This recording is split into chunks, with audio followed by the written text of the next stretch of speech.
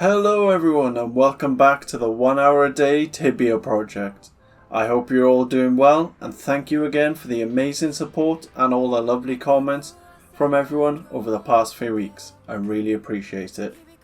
The character's really coming along well now, and with the introduction of doing adept weekly tasks, we're exploring even more of Tibia and hunting different spots that we may try out in the future. So, we are starting out this week with level 181, 97 club fighting, 89 shielding and 14.9 KK cash. So, as always, let's get into it.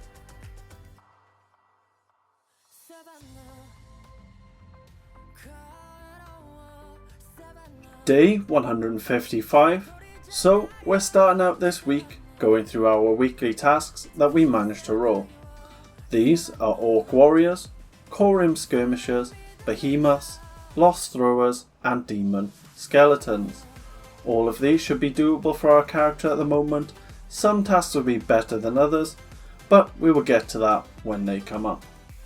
So we are starting out with Orc Warriors, and that means heading over to the Orc Fortress north of Vanor to work through this task. This is a decent task as we'll be working through some bestiaries whilst also making a nice little bit of profit from the broken shamanic staffs from the Orc Shamans at the same time.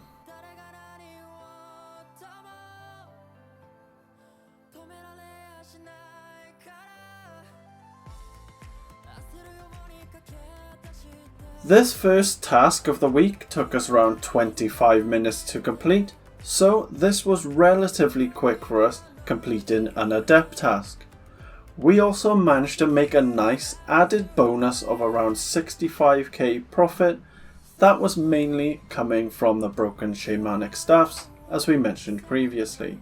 So we'll definitely return here if we get more weekly tasks.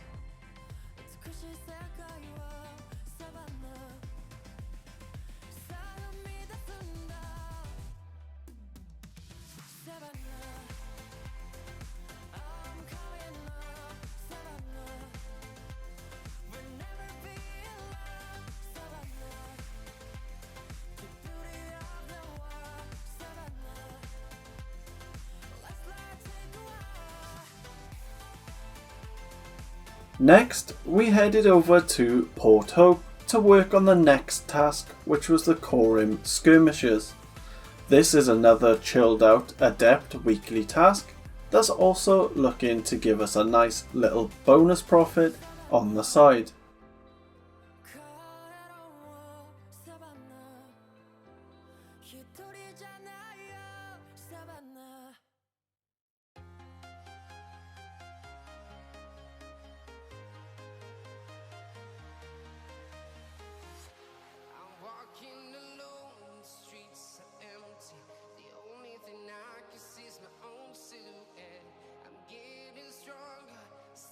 So we managed to get through over half of this task whilst making some very good profit for such an easy weekly.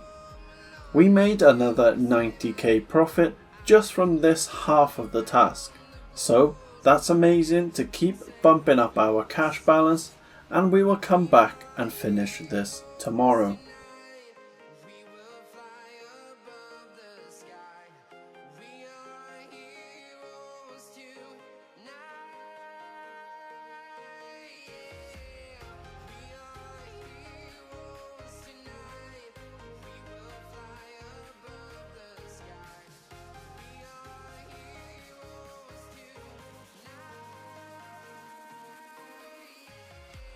Day 156, we headed back to the Cororim cave in Port Hope to keep working on the task from the day before.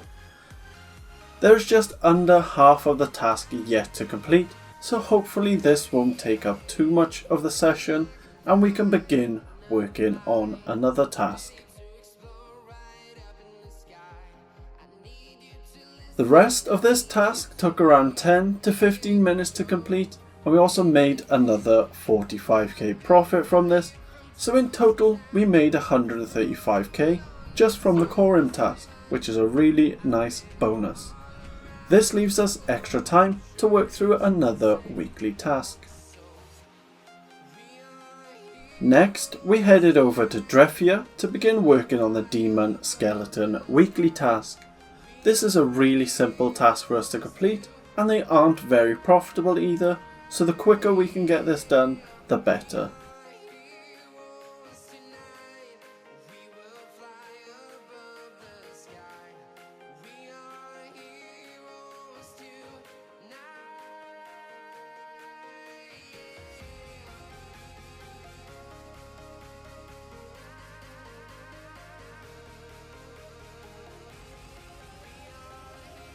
This task then took the rest of the session to complete, and we managed to make a small 20k profit and managed to take a level, so that's great.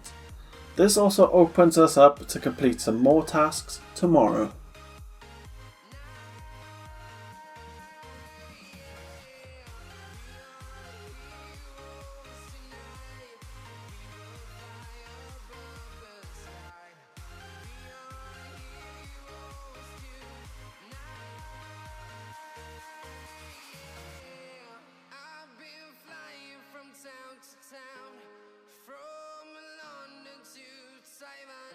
Day 157, we headed to Psychopolis to work on our Behemoth task.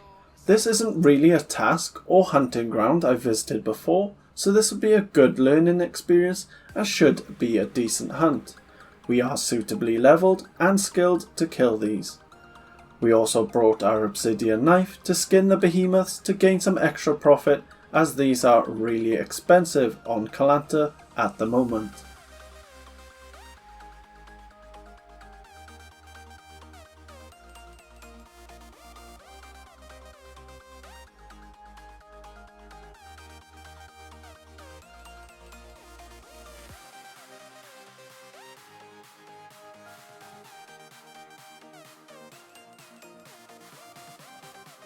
During this session I completed the Behemoth quest on the side, which was nice to get out of the way, and the weekly task took around 35 minutes to complete, and we made around 40k profit whilst also getting plenty of Behemoth fangs which aren't included in this. We can definitely sell those for a pretty penny later on.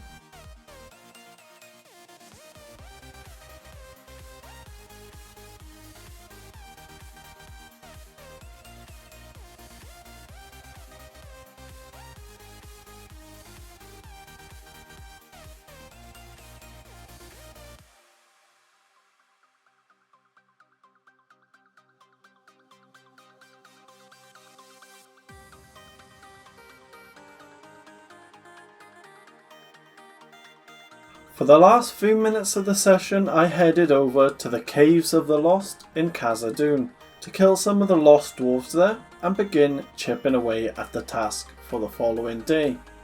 We made a small little 20k profit from the quick little hunt here, so hopefully we'll make plenty of profit on our session tomorrow.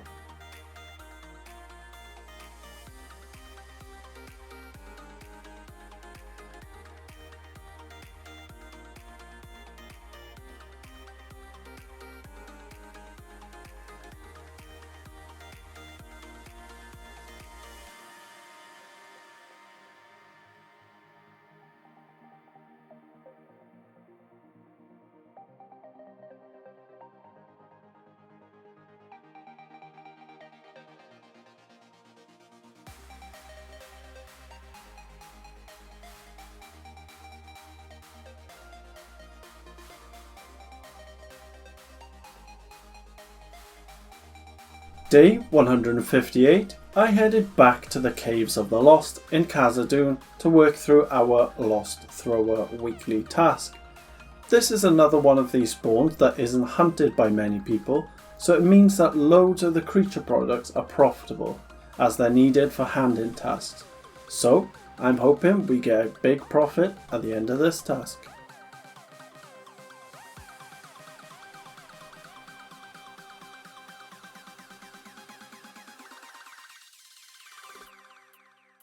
This task took the majority of the session to complete. However, we did manage to get some nice profit here as well, as we pushed into 240k profit, mainly from the creature products we discussed previously, so that's amazing. We will definitely come back here again at some point to continue working on the bestiary and future tasks if needed.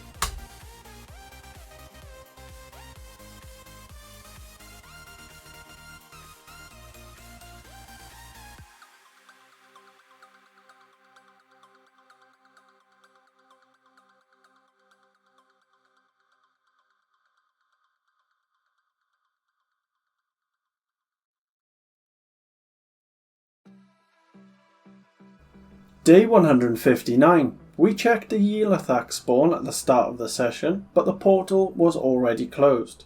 So, I noticed we had a crawler prey on our reroll, so decided to take advantage of this and head over to the Hive, as this is a very profitable spawn, and we have some expensive upgrades around the corner when we hit level 200, so we need to make sure we're ready to purchase these.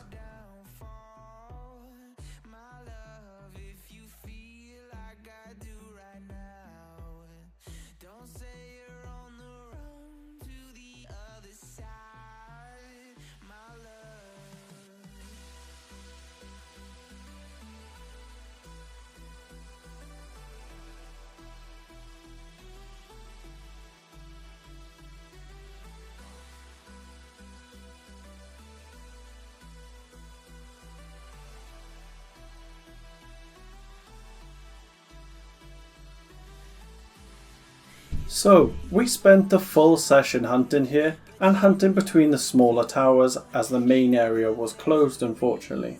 However, we still managed to make a really strong 370k profit, which will definitely help us down the line for sure.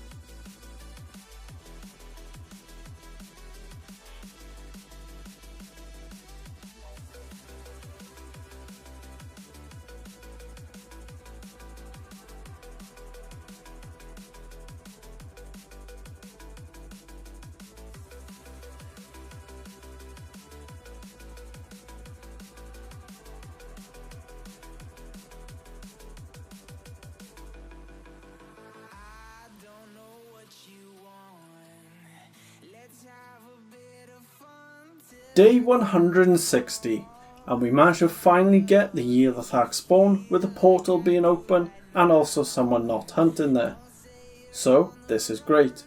We'll work through this bounty task and then decide what to do next.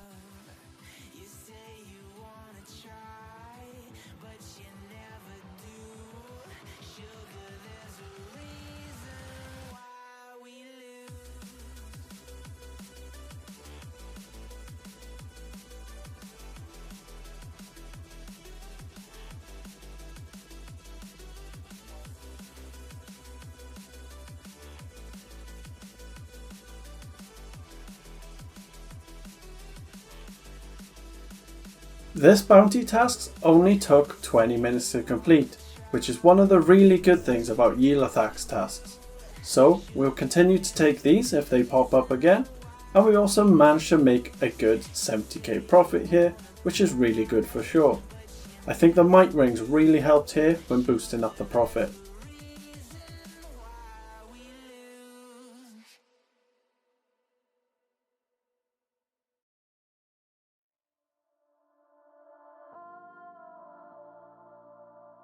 Next, we rolled a Cult Enforcer bounty task again, which also rolled the Cult Enforcer loot prey. So we paired these really well for the session. So we headed back to Carlin Cults to continue working on this. We've slowly ticked off most of the monsters here, and this spawn will slowly come to an end for us soon, but it's been great for our progression going forward.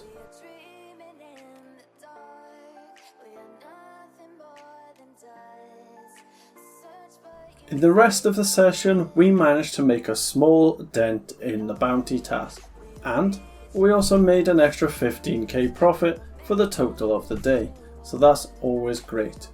We'll come back and finish this one another time.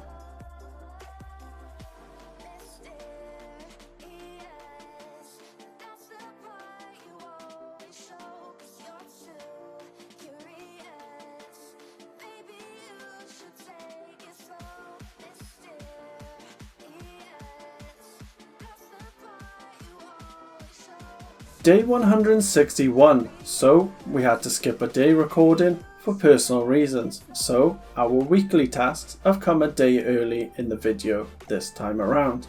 This has been sorted out going forward to line back up with the start of the week in further episodes. So today we managed to get centipedes, putrid mummies, pirate mates, green gins and polar bears. We're starting our day off in Liberty Bay, working through the centipede task, so I slowly mapped out this spawn with where the centipedes spawn so I wasn't wasting time running around.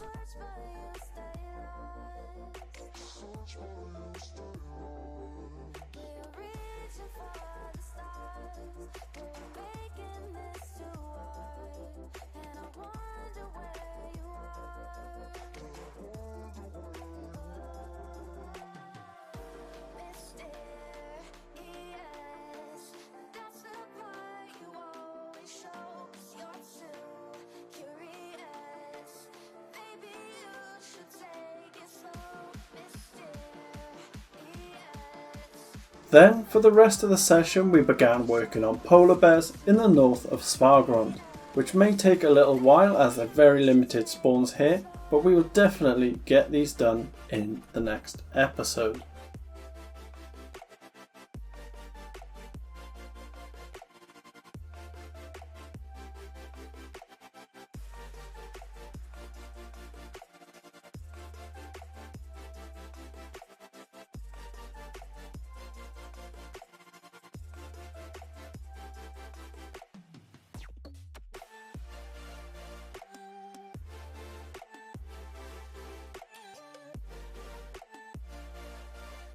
So to round off this week, we are ending at level 184, 97 club fighting and 89 shielding. We have 17.3 KK cash in the bank and we managed to sell some loot this week, so the balance is climbing again, which is amazing to have in readiness for future upgrades. So thanks again everyone for watching. If you enjoyed, leave a like, subscribe for more progress videos, and as always, take care now.